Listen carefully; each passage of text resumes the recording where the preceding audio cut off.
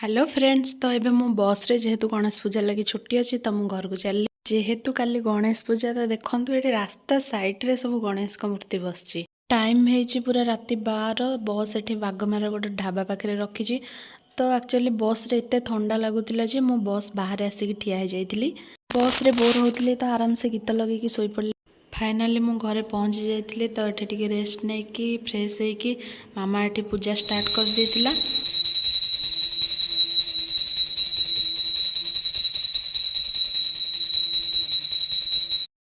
देखिपे ये के बढ़िया से सजाई तो तापर मु ब्रेकफास्ट रे कली चकुली आ चटनी जोड़ा कि मते बहुत भल लगे। देन बाबा माँ एठी काकेरा पिठा बनैबार लगी जाइछंती। तो काकेरा पिठा ये देखो मामा छाणुची तापर नहीं कि मु गोटे ता भितर खाई देइतिली। तो मते तो बहुत भल लगे। आपको जदि वीडियो भल लगी सब्सक्राइब करने को भूलिए जमा।